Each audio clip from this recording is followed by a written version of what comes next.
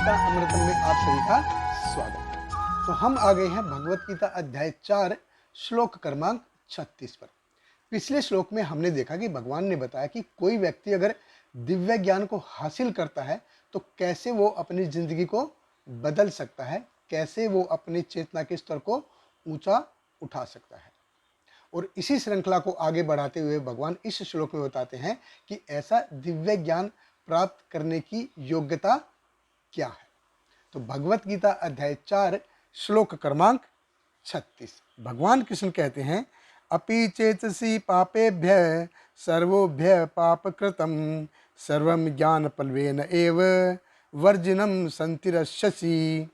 भगवान कृष्ण कहते हैं, यदि तुम्हें समस्त पापियों में भी सर्वाधिक पापी समझा जाए तो भी तुम दिव्य ज्ञान रूपी नाव में स्थित होकर दुख सागर को पार करने में समर्थ होगे।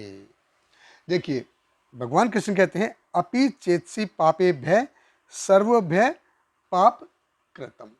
अगर कोई व्यक्ति ऐसा है कि उसका का पूरा जीवन पाप कर्मों से घिरा हुआ है, वो पापी नंबर 1 है।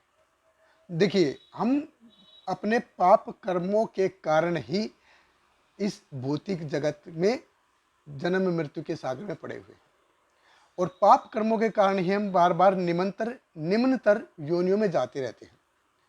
तो व्यक्ति अगर घृणित कर्म करता है, अगर ज़्यादा पाप में कर्म करता है, इतने घृणित कर्म करता है कि उसको इवन वायरस का शरीर भी नहीं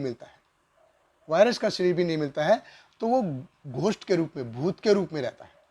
तो अगर वो अपनी चेतना को, अगर वहाँ पे जहाँ पे साफ सफाई नहीं होगी, केयर टेकर नहीं होगा, तो जैसा चाहिए वैसा चल रहा है, ऐसा अपने आप हो रहा है बस ऐसा, तो ऐसा जीवन खंडर के बराबर होता है। तो वो खंडर हो जाएगा।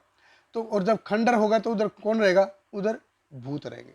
तो जब हम अपनी चेतना को साफ नहीं रखेंगे, विदाउट केयर टेकर के रखेंगे, कोई केयर टेकर नहीं है, कोई साफ सफाई नहीं रखेंगे, तो कैसे वहाँ पे भूत नहीं रहेंगे? वहाँ पे भूतों का निवास होगा ही होगा। इसलिए चेतना को स्वच्छ रखना बहुत जरूरी है। देखिए, घर अगर हमारा साफ नहीं होगा तो कोई वहाँ पे पापमय शक्तियों का निवास होगा ही होगा, अगर घर में साफ सफाई नहीं होगी तो। ऐसे ही अगर प्रकाश नहीं होगा, वहाँ पे घर में प्रकाश नहीं होगा, तो उस घर को खंडहर बनते देर नहीं लगेगी और ऐसी जगह पे भूत निवास ही करते हैं। अगर हम अपनी चेतना को साफ रखेंगे तो वहाँ पे भूत नहीं रहेंगे।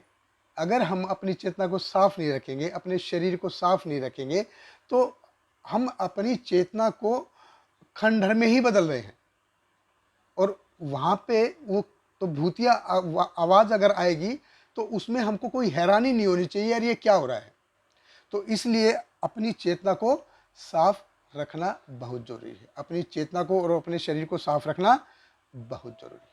हम अपने पाप कर्मों के परिणाम के कारण ही हैं जो इस जन्म मृत्यु के चक्कर में पड़े हुए हैं। तो सबसे घृणित कार्य क्या है? भगवान कृष्ण आगे बताते हैं 16.21 में कि 3 दरवाजे हैं पाप के, नरक के 3 दरवाजे हैं। त्रिविधिम नरकस्य इदम द्वारम नाशनम आत्मम काम क्रोध तथा लोभ तस्मात् एतम त्रयम त्यजेत। यानी कि काम, क्रोध और लोभ, ये 3 गेटवे हैं नरक के। ऐसा व्यक्ति, देखिए, अगर कोई व्यक्ति ऐसा है कि हर वक्त वो क्या है, लस्टफुल एक्टिविटी में एंगेज रहता है, काम के हम हमेशा क्यों है, और या फिर उसका गुस्सा ऐसा है कि हमेशा नाक पे बैठा रहता है, बात बात पे गुस्सा आता है, या लालच, इतना लालच है कि अपने स्वार्थ के कारण वो किसी का अच्छा बुरा नहीं देख पाता, तो ऐसा नहीं। तो ऐसा व्यक्ति भी अगर ऐसा ज्ञान प्राप्त करता है, ऐसा व्यक्ति भी अगर इस दिव्य ज्ञान को प्राप्त करता है, तो वो भव सागर को पार करता है। भगवान जैसे आगे अध्याय 9 में जैसे बताएंगे कि जघन्य से जघन्य कर्म करने वाला व्यक्ति भी अगर भगवान कृष्ण के चरणों कलमों की शरण ग्रहण कर लेता है तो वो उसके पास चला जाता है। अपि चेत सुदुराचार भजते माम अनन्या भाग, कि मेरे चरणों की शरण ग्रहण, भगवान कृष्ण कहते हैं कि मेरे चरणों की शरण ग्रहण कर लेगा तो वो पाप पूर्ण जीवन को त्याग देगा। तो कितना भी पापी व्यक्ति हो, ऐसा नहीं कि कोई पापी व्यक्ति है तो भगवान के पास नहीं जा सकता, जा सकता है। कितना भी पापी व्यक्ति हो वो भगवान के पास जा सकता है, लेकिन भगवान के पास जाने के बाद क्या वो अपने पाप कर्म को कंटिन्यू कर सकता है? नहीं, उसको अपने पाप कर्मों वाला जीवन छोड़ना होगा। जो हो गया बस, और नहीं। तो इस भगवान कृष्ण कहते हैं सर्व ज्ञान पलवेन एव। पलवेन मतलब चप्पू चलाना, चप्पू, नाव को अपनी चलाना। तो इस भौतिक जगत में देखिए हम क्या है, हर कोई व्यक्ति अपनी नैया चला रहा है, हर कोई व्यक्ति अपनी नैया चला रहा है। और अगर इस दिव्य ज्ञान के चप्पू से अपनी नाव को हम चलाएंगे तो हम भव सागर को आसानी से पार कर जाएंगे और भगवान के पास जा सकते हैं। हम इस भौतिक जगत में हर कोई अपने इंद्रिय भोग और मनोभोग की आशाओं से व्यथित है, पूरी तरह त्रस्त है अपने मनोभोग और इंद्रिय भोग की वजह।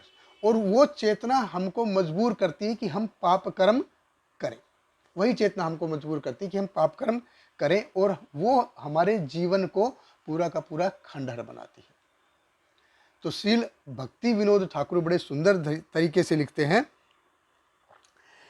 जीव कृष्णदास यही विश्वास कर ले यार दुख नाही, हरि बोल बोल रे।